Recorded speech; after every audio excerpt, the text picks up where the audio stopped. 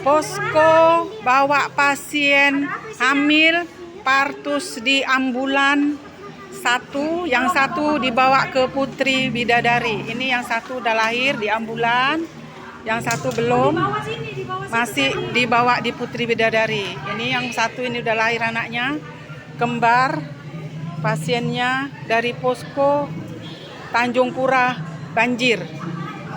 Ambulan Puskesmas Tabak Lama bawa pasien hamil partus di ambulan, anaknya kembar, yang satu masih dibawa di Putri Bidadari. Tahan banjir, lahir di ambulan.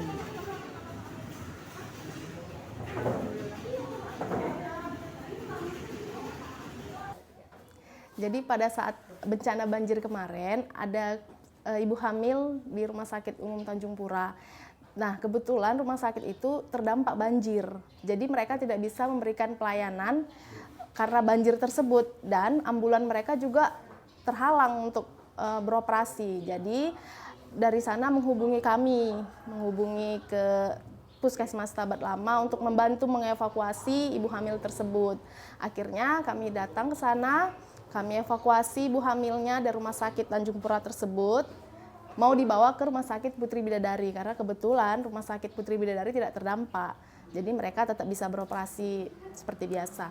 Nah, ternyata sebelum sampai di Rumah Sakit Putri Bidadari, ibunya sudah melahirkan. Dan kebetulan saya memang ada di situ. Ibunya mungkin udah nggak tahan ya, udah kontraksi di jalan. Akhirnya ibunya melahirkan di dalam ambulan dan anaknya kembar, tapi ya ibunya sehat, anaknya juga sehat kok. Posko bawa pasien hamil partus di ambulan satu, yang satu dibawa ke Putri Bidadari. Ini yang satu udah lahir di ambulan, yang satu belum, masih dibawa di Putri Bidadari. Ini yang satu ini udah lahir anaknya, kembar, pasiennya dari posko Tanjung Pura banjir. Ambulan Puskesmas Tabak Lama bawa pasien hamil partus di ambulan, anaknya kembar, yang satu masih dibawa di Putri Bidadari. Tahan banjir, lahir di ambulan.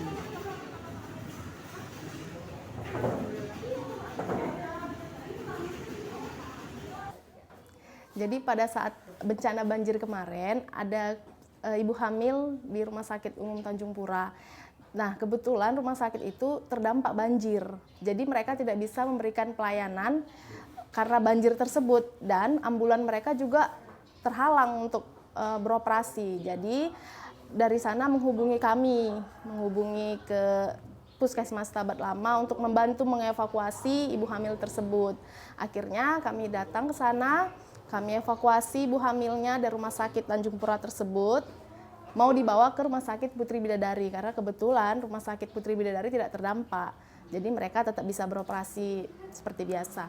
Nah, ternyata sebelum sampai di Rumah Sakit Putri Bidadari, ibunya sudah melahirkan. Dan kebetulan saya memang ada di situ. Ibunya mungkin udah nggak tahan ya, udah kontraksi di jalan. Akhirnya ibunya melahirkan di dalam ambulan dan anaknya kembar, tapi ya ibunya sehat, anaknya juga sehat kok.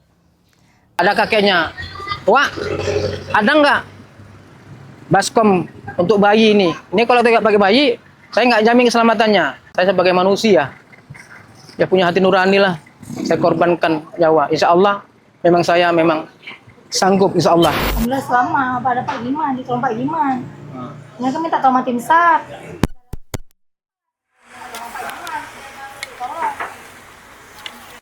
Bayi ini kecil Pak, itu ada Pak Iman Pak. Tim SAR kami panggil Pak, nggak datang Pak, lewat aja. Tapi nggak datang dia Pak. Kami udah nggak tahu minta tolong kemana lagi Pak. Untunglah Pak Iman nyelamati Pak. Kalau nggak tahu bilang kami Pak. Alhamdulillah lah Pak Iman nyelamati Pak. Kalau nggak tahu bilang kami Pak. Itulah malaikat tadi Pak. Puji Tuhan ya. Ya, saya tadi panggil, ada kakeknya, Wak, ada nggak baskom untuk bayi ini? Ini kalau tidak pakai bayi, saya nggak jamin keselamatannya. Saya sebagai manusia, ya punya hati nurani lah. Saya korbankan nyawa. Insya Allah, memang saya memang sanggup insya Allah. Saya sebagai manusia, ya punya hati nurani lah. Saya korbankan nyawa. Insya Allah memang saya memang sanggup insya Allah bilang itu. Makanya saya nekat. Saya tolong mereka semua tanpa lelah. Walaupun saya waktu itu mau pingsan rasanya, tapi minta pertolongan, ya Allah berilah aku kekuatan. Di situ timbul lagi semangat saya, bangkit lagi, naik lagi, keseng lagi, terus sampai selesai. Ban itu waktu itu ban sama pelampung diambil sama yang punya. Jadi waktu itu mau menyelamatkan 4 orang termasuk itu, nyangkut menggunakan ban saya. Kebetulan di sana ada rakit ban, ada rakit dibuat dari geregen, saya ambil, itulah untuk ngangkut anak tentara sama tentara tadi. Ini sangat penting karena bupati-bupati bisa mengambil tindakan segera.